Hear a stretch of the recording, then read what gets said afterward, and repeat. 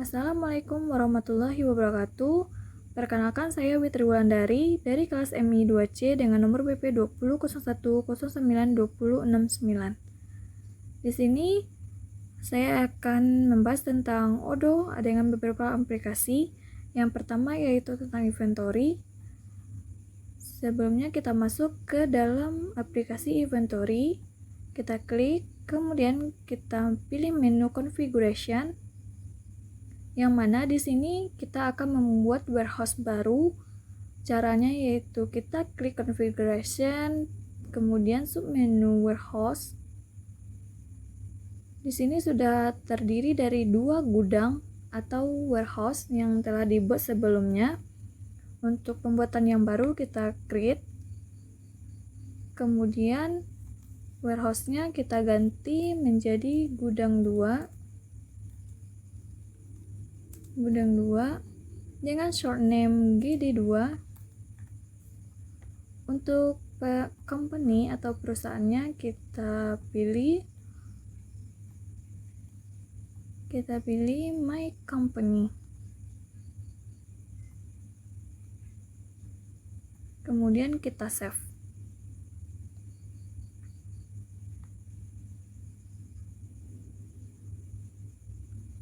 Untuk melihat dari pembuatan gudang yang kita buat, kita klik inventory, kemudian kita scroll ke bawah, maka gudang 2 sudah kita buat.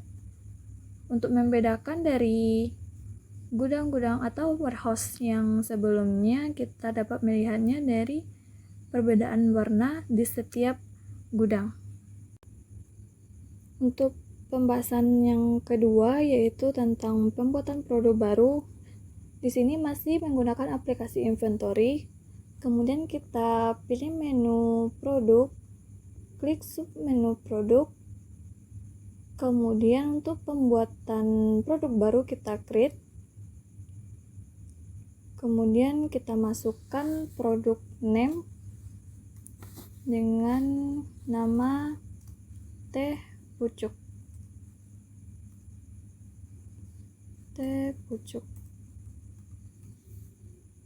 Untuk produk type-nya kita pilih storable product, yang mana ini produk yang bisa dijual dan disimpan. Untuk produk type-nya, jika consumable, ini khusus untuk barang yang habis dipakai, contohnya nasi goreng. Kemudian untuk produk type service, ini untuk produk dengan jasa seperti antar barang atau paket yang bisa dipaketkan. Sedangkan untuk produk name yang kita gunakan adalah teh pucuk, maka kita pilih storable product. Untuk unit of measure atau satuannya kita pilih unit, dan purchase-nya kita pilih unit juga. Untuk sales price, untuk harga kita beri 8.000. Kemudian untuk customer tax-nya atau pajak bisa 10% atau kita buat menjadi 15%. Maka sales price yang 8.000 menjadi 9.000. Kemudian untuk cost atau modal kita kasih 4.000. Kemudian untuk produk kategori kita pilih menjadi drinks karena kategori teh pucuk yaitu minuman. Kemudian untuk internal reference atau code-nya kita kasih TP8. Untuk barcode kita kosongkan. Jika mau mengisinya kita isi dengan angka-angka dari produk yang kita buat. Untuk company-nya atau perusahaan kita klik atau kita pilih perusahaan Bistri Resto, atau kita buat perusahaan yang baru dengan klik external link. Kemudian kita beri gambar untuk mempermudah proses informasi yang kita buat. Di sini kita pilih teh pucuk. Kemudian jika sudah terisi semua informasi yang dibutuhkan dalam pembuatan produk, kita save. Kemudian kita kembali ke produk. Kita cari produk teh pucuk.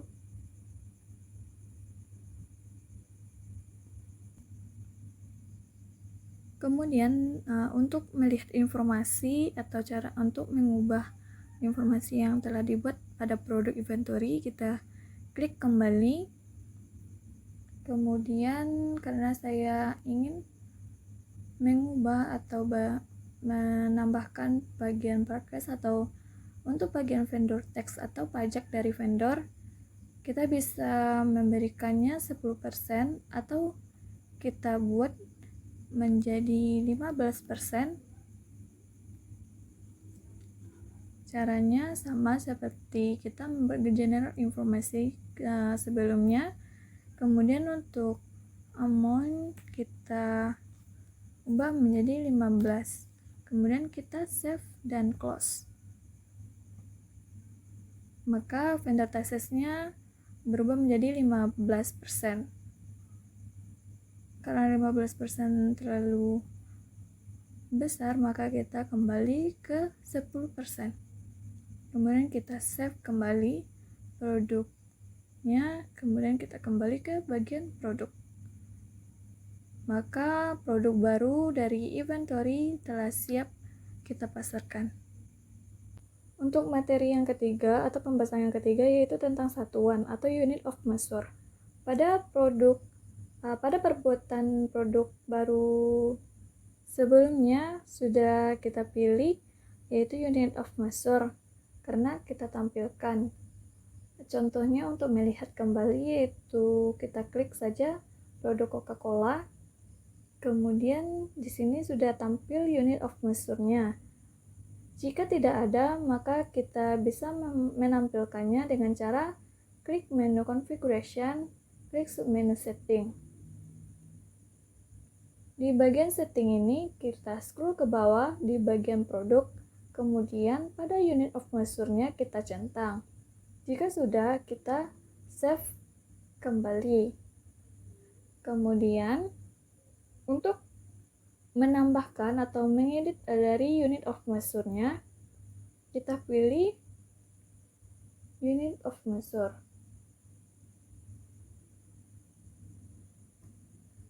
Kita pilih unit of measure sesuai dengan kursor yang diarahkan kursor yaitu unit of measure. Kita klik. Kemudian inilah beberapa kategori yang ada pada unit of measure yang telah disediakan. Untuk satuannya di sini sudah ada beberapa. Untuk menambahkan, kita bisa memilih seperti bagian weeks atau berat. Kita klik. Kemudian untuk menambahkan satuan, kita klik add a line. Kemudian kita beri nama satuannya yaitu hektogram.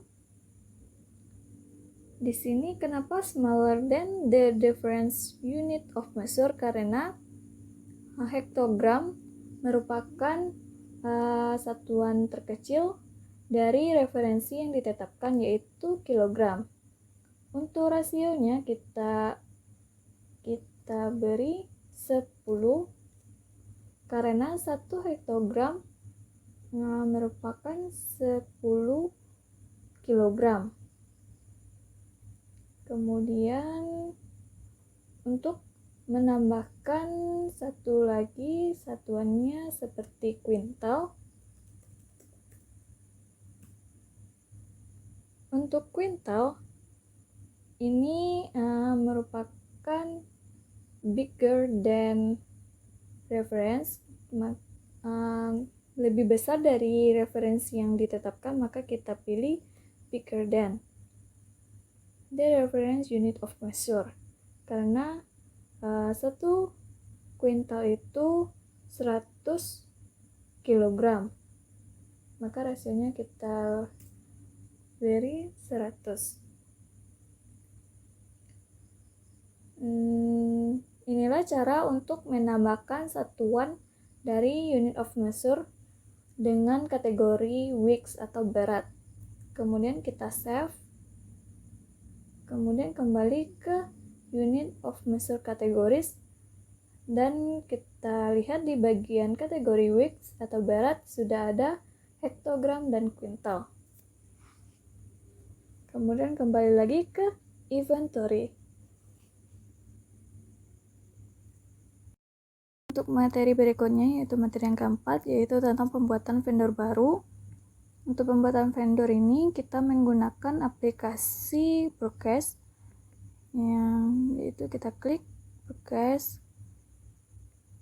Kemudian di sini sudah tersedia menu-menu dari Procast, dan Procast di sini kita pilih menu orders untuk pembuatan vendors, kemudian kita pilih submenu vendors. Di sini sudah tersedia satu informasi vendor yang telah disediakan oleh Procast. Ada aplikasi Procast. Untuk pembuatan vendors baru kita klik create, kemudian kita pilih atau kita buat name-nya PT CC. Kemudian untuk informasi bagian vendors bisa kita isi atau bisa kita biarkan saja default. Di sini saya biarkan saja default atau kosong. Kemudian jika ingin memasukkan peringatan Procast di vendors, kita pilih internal notes. Kemudian kita klik warning atau peringatan jika kita memilih Procast. Kemudian kita isikan teks, misalkan tes. Kemudian jika sudah, kita pilih save. Untuk mengetesnya kita pilih orders. Ini menentukan keluar atau tidaknya warning dari yang kita buat sebelumnya. Kemudian kita pilih orders, kemudian kita pilih request for quotation, kemudian kita klik create. Pada vendors kita pilih vendors yang telah kita buat sebelumnya, dan keluarlah warning atau peringatan yang telah kita buat sebelumnya.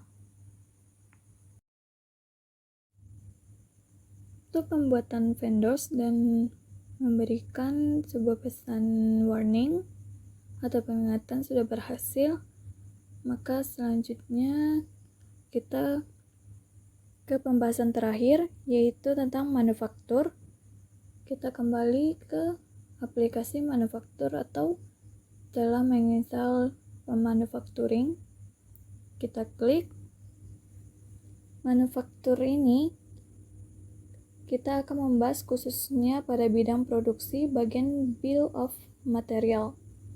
Di sini sudah tersedia beberapa menu dari manufacturing.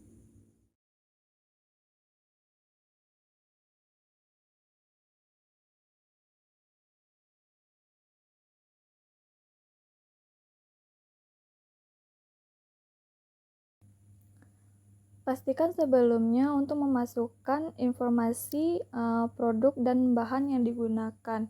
Jika belum, kita dapat melihatnya di products. Di sini sebelumnya sudah saya masukkan beberapa bahan dan produk jasa dengan biaya operasional.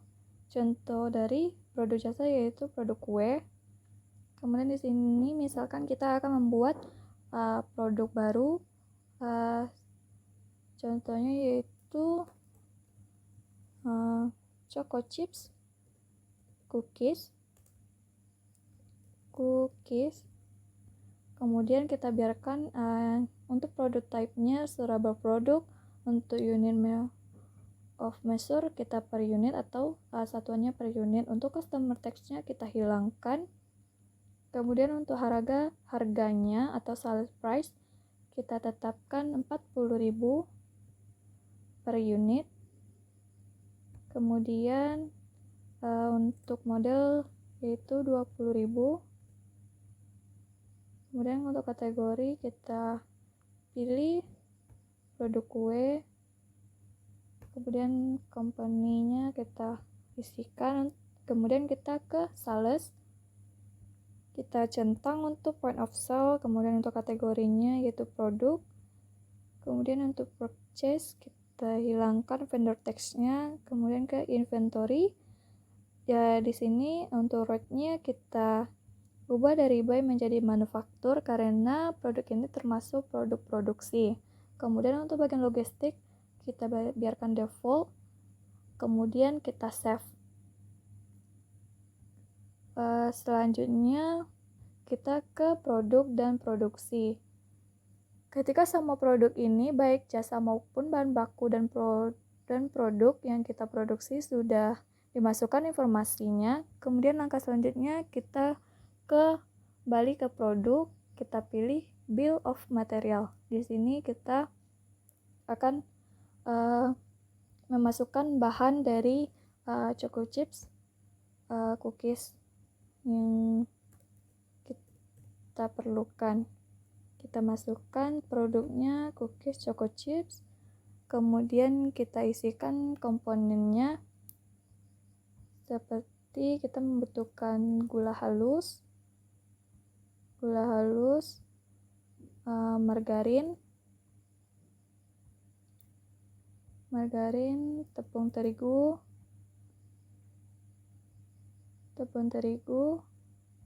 kemudian kita membutuhkan telur,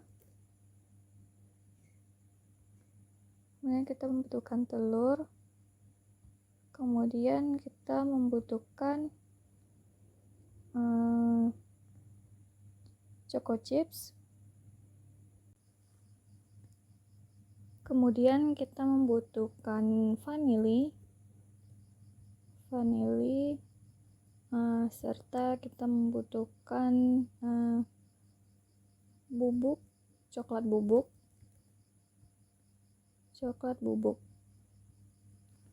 Kemudian di sini kita masukkan juga ditambahkan jasa atau operasional produk, yaitu kita masukkan produk kue. Kemudian untuk membuat produk choco chips cookies ini, untuk produk varian kita kosongkan dan di sini kita akan membuat dalam 1 unit. Ini merupakan 1 unit choco chips cookies bahan-bahannya. Kemudian untuk takaran atau kuantitinya kita masukkan, misalkan gula halus kita membutuhkan 0,5 kg, kemudian untuk margarin kita membutuhkan 0,2 kg, tepung terigu kita membutuhkan 1 kg. Kemudian untuk telur kita membutuhkan 0,2 kg. Kemudian untuk choco chipsnya kita membutuhkan 0,5 kg atau setengah kilo. Kemudian untuk vanili ini kita membutuhkan 0,3 kg.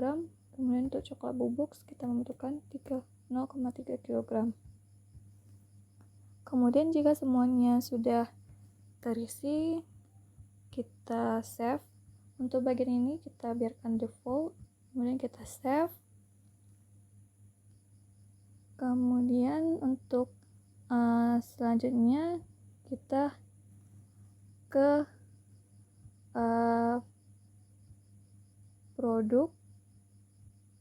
Sebelumnya untuk bill of material ini kita dapat melihat struktur and cost-nya dengan mengklik ini. Kemudian inilah struktur and cost dari choco chips cookies. Kita bisa memprintnya jika diinginkan untuk melihat bahan-bahannya dalam bentuk PDF. langsung terdownload di sini dalam bentuk PDF. Kemudian kita lihat, dan inilah tampilan dari PDF-nya. Selanjutnya kita ke manufaktur, kembali ke operation di bagian manufaktur order. Di sini kita create baru, kita masukkan produk yang kita buat sebelumnya, yaitu choco chips cookies atau C3-nya, dan secara otomatis akan keluar bahan-bahan atau komponen dari choco chips cookies ini. Di sini kita akan memproduksi sebanyak 5 unit atau 5 unit choco chips cookies. Kemudian kita klik confirm.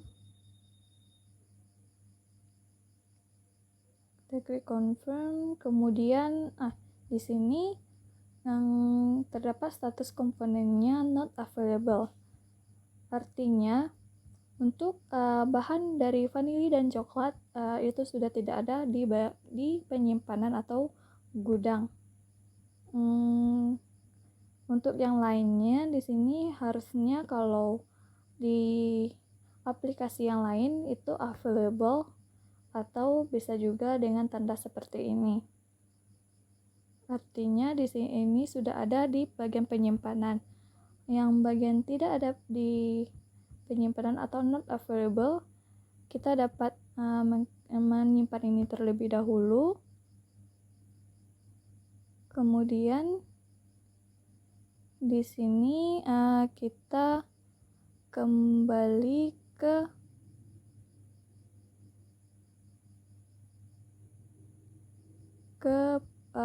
aplikasi Foodcast untuk membeli produk atau persediaan yang kurang. Kemudian di sini kita create. Kemudian untuk vendornya kita pilih PTCC. Ini adalah vendor yang kita buat sebelumnya.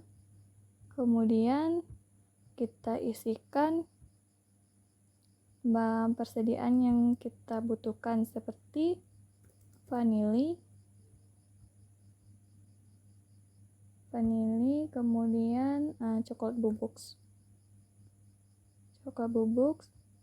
Di sini untuk kuantitinya atau berapa yang kita inginkan atau kita beli. Di sini saya membutuhkan 10 kg untuk masing-masing persediaan atau bahannya. Kemudian kita tambahkan add extraction-nya, yaitu bahan baku. Kemudian bahan baku ini kita letakkan paling atas. Kemudian untuk other information kita biarkan default. Di sini terdapat deliver to. Ini artinya persediaan ini kita kirim ke gudang bagian mana. Di sini saya memilih San Francisco. Untuk yang lain atau gudang yang sebelumnya kita buat, yaitu gudang 2, kita bisa juga memilihnya. Tetapi di sini saya memilih untuk penyimpanan ini dikirim ke gudang San Francisco, atau bahan ini dikirim ke gudang San Francisco. Kemudian jika sudah, kita bisa print untuk request for quotation-nya. Kemudian kita tunggu sebentar. Dan di sini sudah terdapat dari request for quotation dari bahan yang kita perlukan. Kemudian jika sudah, kita klik confirm order. Jika sudah, kita save. Selanjutnya kita ke aplikasi inventory. Di sini kita ke bagian resep San Francisco, karena sebelumnya kita memilih untuk menyimpannya atau mengirim ke San Francisco atau gudang San Francisco ini. Kemudian dia sudah ada partner location vendornya yaitu PTCC. Kemudian kita klik. Kemudian di sini sudah terkirimnya vanili dalam takaran 10 kg dan coklat bubuk juga sudah sampai 10 kg. Di sini bisa kita langsung validate atau untuk mengkonfirmasi bahwa vanili sama coklat bubuk sudah sampai, kita bisa secara manual juga seperti klik icon ini, kemudian kita add line, kemudian kita isikan 10 kg, kemudian kita confirm. Ini artinya bahwa vanili 10 kg sudah masuk ke dalam penyimpanan. Kemudian kita add line untuk coklat bubuk, kita klik add line, kemudian kita masukkan 10 kg, kemudian kita confirm. Jika sudah siap untuk dikonfirm, kemudian kita validate, kemudian jika sudah, kita kembali ke purchase kembali untuk melakukan transaksi bayarnya, yaitu kita klik, kemudian kita pilih create bill, kemudian kita confirm. Di sini kita edit terlebih dahulu. Untuk bill date-nya kita ambil tanggal sekarang, kemudian kita confirm.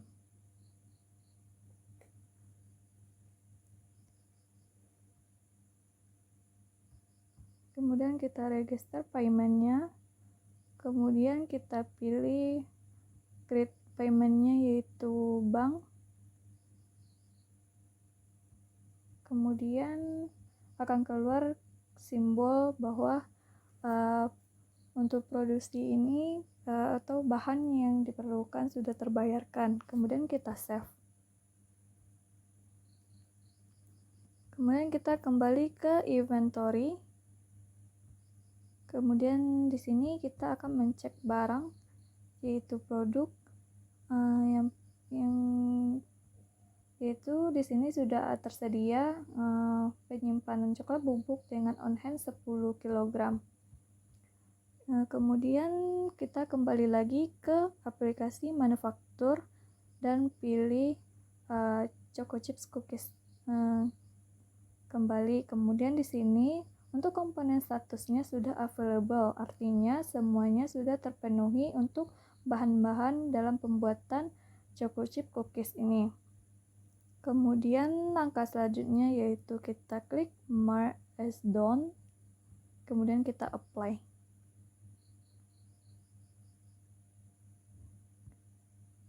Kemudian ini sudah berhasil. Untuk mengeceknya kita klik sub menu produk ini, kemudian kita cari cookies Choco Chips. Cookies Choco Chips, maka on hand-nya sudah tersedia 5 unit. Artinya produksi untuk aplikasi manufaktur ini telah selesai.